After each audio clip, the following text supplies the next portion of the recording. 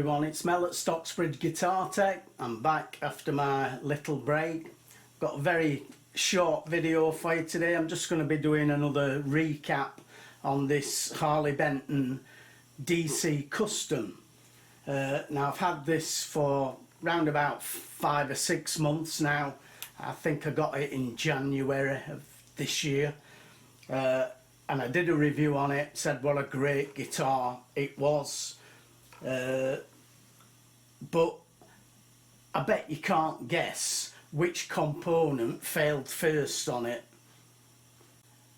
For those of you that watch my videos quite regularly, first of all, thank you for that. But you will have probably guessed it was the toggle switch. Now, I had literally got hours, 5-6 hours of playtime into this guitar when that switch went, because I played it for a couple of weeks and then I put it in a case. I didn't take it back out of the case until probably about 3 or 4 weeks ago to have a play on it, and within about an hour or so the switch had gone. So it was one of these cheap switches again that Harley Benton seemed to insist on fitting, and I just do not understand why they do this. They've put expensive tuners on this guitar, Grover machine heads, and I would much rather they had spent that money on a decent switch, because this is one of the most important components on a guitar, because it gets some hammer. It's being used all the time. So why they don't spend the money on a Switchcraft switch, which it now has, I've no idea. Now this is the entire wiring harness from the guitar, because I thought while I was changing the switch I might as well change the other components as well. So we had a full size but cheap alpha volume pot. Absolutely nothing wrong with that. Usually pots, they either work or they don't. There was nothing wrong with that. We've got a mini push-pull switch again, which sort of worked fine, although I did feel it was a bit loose. It turned a bit too easily, and it also had a 0.047 microfarad capacitor on there, which I don't like in humbucker equipped guitars. That really should be a 0.022. And I did also mention at the time I got this that the volume drop off when you went from humbucker to single coil by pulling this up, there was a massive volume drop, a really bad volume drop with that switch come tone control. I didn't like that. So I've changed everything, even the output jack. I've put a new Switchcraft jack on there, so it now has a proper Switchcraft switch on it, like this one, except this is for a Les Paul. So it's basically the same but a shorter length. That's all that's in this guitar. Really bomb-proof switches. These should last you a decade at least, even if you're using the switch hard. And rather than use a CTS volume pot, I've used a Bones pot, just because I wanted to try one. I know a lot of people like these Bones pots. I prefer CTS personally, and normally I would have fit a vintage taper CTS pot on the volume, but I thought I'd give this Bones a try because I had an odd number of these kicking about, and they are good pots. They have a good reputation, but again they feel a bit loose to me. I like something a bit stiffer with a bit more resistance on it for the volume control. Also, the volume doesn't drop off as quick with these. Really, to get the volume to drop, you have to turn it almost all the way down, whereas on the vintage audio taper CTS pots, you only need to roll it back by about three digits. From 10 to 7 will get you a nice volume drop. But anyway, that's what I've put in the guitar. The push-pull switch is now a CTS, one of the new big style CTS push-pull switches, because there was plenty of room in this back cavity for me to be able to fit one of those. I really like those switches, and I've also used the PRS trick, if you like, of attaching resistors to the push-pull switch, one for the bridge pickup, one for the neck pickup, to help with that loss of volume when you pull that switch up. Now, that doesn't actually give you a true single coil sound, because what you're doing is you're keeping the humbucker active, but it sort of drops one of these coils in volume, so it gives you a sort of pseudo single coil sound. And the advantage is, because it's still using both coils, you get the hum cancelling, so you don't get as much noise as you would do with a typical single coil, and of course you don't get as much volume drop. So let's have a listen to the guitar, see what it sounds like now. I've also gone with the 50s style wiring again on this, just because I like that kind of wiring, although it doesn't really have as much effect on a guitar that's only got one volume and one tone control. But anyway, I've just got a crunch sound on my Ampero. I'm on the neck pickup and everything's up full. I'm just going to put the volume on slightly on 1.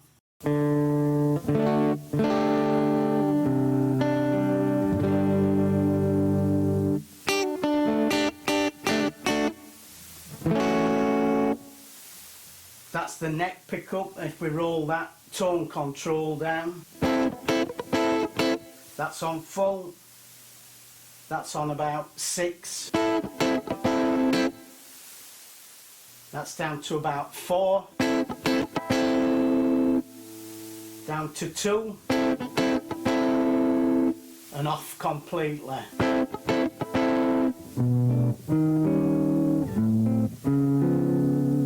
Quite a nice jazzy sound there when you roll that all the way off. That's back up full. Same effect in the middle position really. That's up full.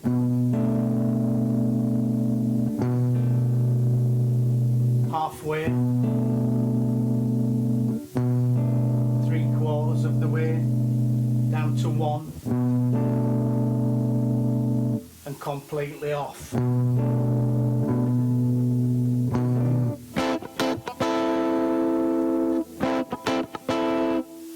So you don't notice too much of a difference there, but I like that, because before it was going too dark with that 0.047 capacitor on there.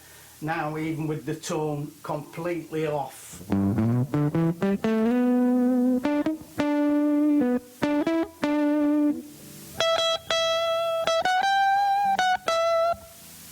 it's still a usable tone. That tone is completely all the way down there. Now it's all the way up again.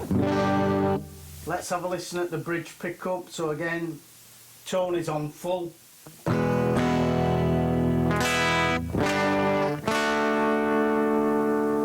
Down to about 6.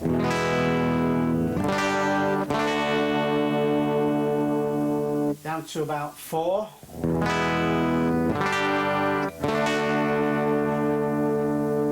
Down to 1. And completely off.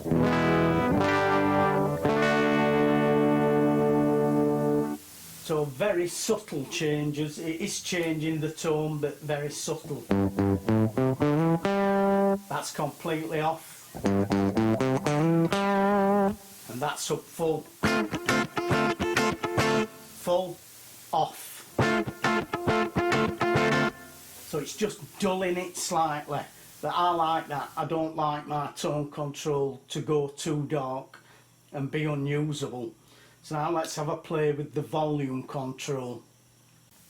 So I'm back on the neck pickup. Volume's on 1 at the minute. Quite a cleanish sound.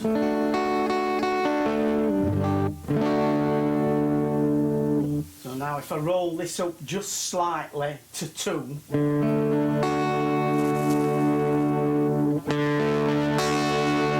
and here we've got quite a big volume increase there.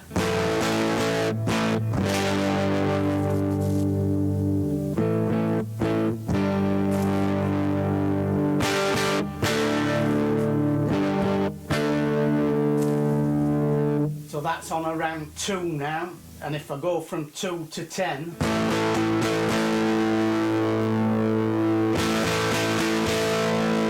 can see we don't get a massive change in the volume. We do get a change in the gain and the tone. We get a bit more top end.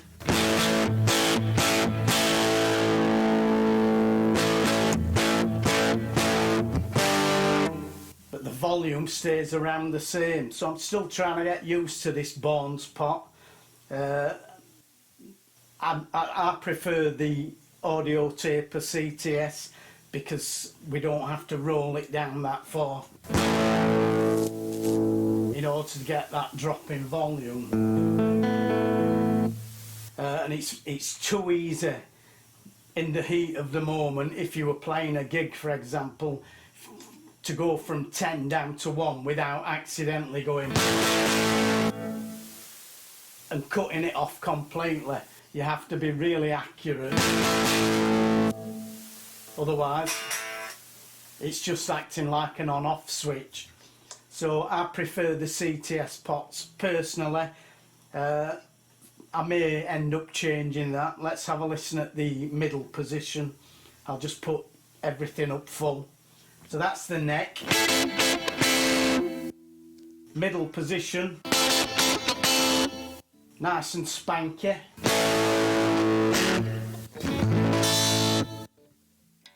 Bridge position.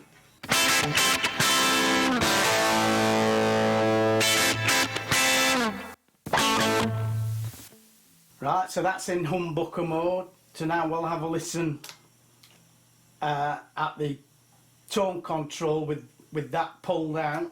So this is with it in, so this is full humbucker mode. This is out. So you can hear it just gets a little bit spankier. The volume pretty much stays the same.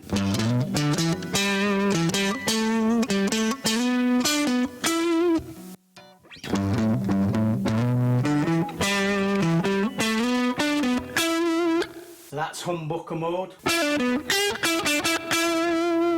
and that's pseudo single coil mode.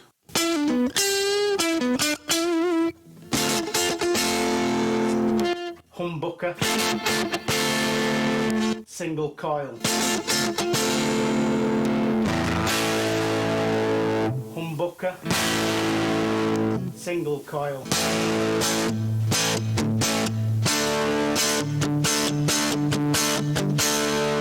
Back to humbucker.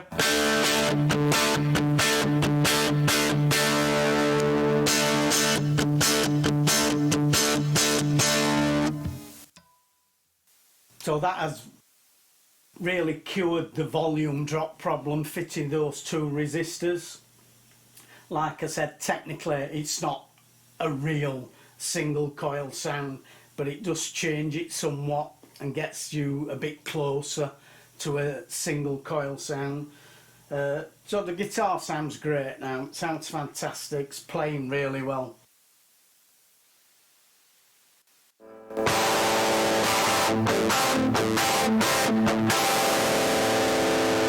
That's humbucker,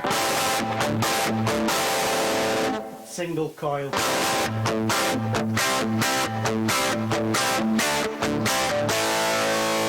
Humbucker.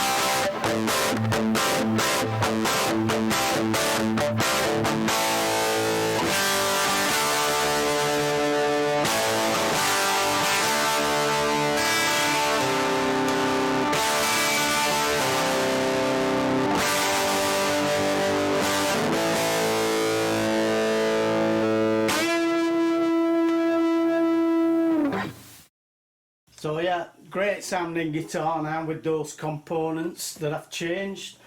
It was okay before, it was just the switch really, and the fact that I was losing so much volume when I pulled that push-pull out. Those problems all fixed now. I just wish Harley Benton would get their act together with these switches, or maybe I'm just the unluckiest bloke on the planet, and whenever I buy a Harley Benton guitar the switch dies on me after a matter of hours. Funnily enough, of the 5 Harley Bentons that I own, I've only got 2 that have not really had a problem with the switch. One is my Harley Benton Fusion Telecaster, but that's a slightly more expensive guitar, so you'd expect better quality components, and also it's a different type of switch usually to what's in the LPs and SGs. And the other one I never had a problem with was the one of the cheapest Harley Bentons. That was this black Les Paul.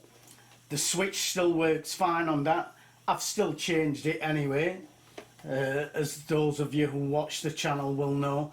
This now has a Switchcraft switch in it as well, because even though the switch was still working when I took it out, I do know that at some point it's gonna go. But the other Harley Bentons I've got, I've had to change the switch on all of them. The S620, my other gold top LP, I had to change the switch on those because the switches died, just like it did on this one. So why Harley Benton insists on putting cheap switches, one of the most critical components of a guitar, I don't know. I'm baffled by why they do that. I would much rather they saved a bit of money on the tuners, because these are really cheap tuners on this black Les Paul style, but they do the job. They hold the guitar in tune. They're not as smooth and accurate as these Grovers, but they do the job. So why did they not just fit cheaper tuners on here and then put in a 25 quid switch? It baffles me why Harley Benton do this. But anyway, that's the video for today. I just wanted to update you on this guitar. 'Tis a great guitar. Expect the switch to die on it very quickly if you do get one, and expect that tone control when you pull it up to sort of halve the volume for you. So I expect to have some work to do on it if you want it to sound like this one does. But fantastic guitar now. Frets are fantastic on it. Neck's great. Everything else is great on it. It was just that switch and that push-pull pot. But anyway, that's all from me today. I'll be back with another one for you next week. Take care of yourselves. As ever, please subscribe to the channel, leave a like, a comment, a share. I'll see you next week, and bye for now.